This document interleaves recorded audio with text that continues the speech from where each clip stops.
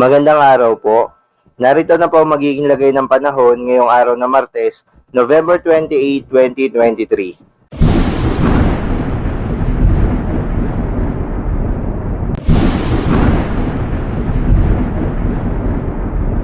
Sa kasalukuyan nga, ayon sa pag-asa ay patuloy na nakakaapekto itong northeast monsoon o amihan sa northern Luzon, habang ito namang easterlies o yung mainit na hangin mula sa karagatang Pasipiko ang nakakaapekto naman sa southern Luzon, Visayas at Mindanao. Magandang balita naman dahil ayon sa pag-asa, sa pagsisimula ng buwan ng Disyembre ay mababa ang tsansa ng pagkakaroon ng low pressure area o bagyo na papasok ng ating Philippine Area of Responsibility. At para naman sa lagay ng panahon dito sa Luzon, asahan yung mataas na tsansa ng pagulan sa Quezon at Bicol region. Dulot yan ng pinagsamang easterlies plus possible na shear line, kaya naman asahan ng mga posibleng pagbaha o pagguho ng lupa. Para naman sa northern at central Luzon, kabilang na ang Metro Manila at natitirang bahagi ng Calabarzon, asahan yung epekto ng northeast monsoon o yung hanging amihan na magdadala ng mahihinang ulan at minsang moderate rains dito sa may Aurora, Cagayan Valley at ilang bahagi ng Cordillera region.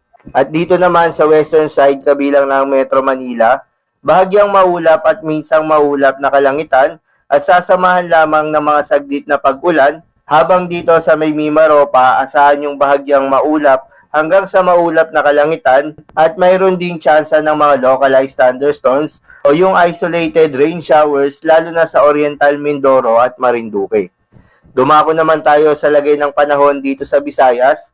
Asahan ng mga kalat-kalat na pag-ulan at thunderstorms dito sa Northern Samar, Eastern Samar at Samar, dulot yan ng easterlies.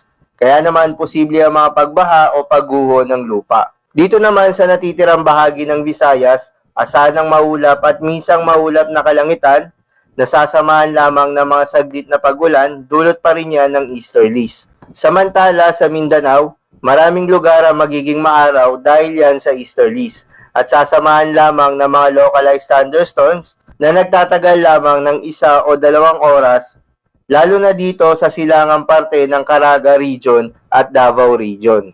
Para naman sa lagay ng ating mga dagat baybayin, sa ngayon ay meron tayong nakataas na gale warning dahil yan sa epekto ng northeast monsoon.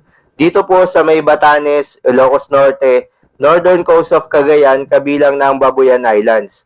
Ayon sa pag-asa, delikado pa rin na pumalaot ang ating mga kababayang mangingisda at yung may mga maliliit na sasakyang pandagat. Ngunit sa mga susunod na araw, makararanas pa rin ng gale warning ang malaking baybayin ng Northern Luzon dahil yan sa muling paglakas ng northeast monsoon at posible sa mga unang araw ng Disyembre. So yun lamang po para sa lagay ng panahon ngayong araw na Martes. Keep safe everyone.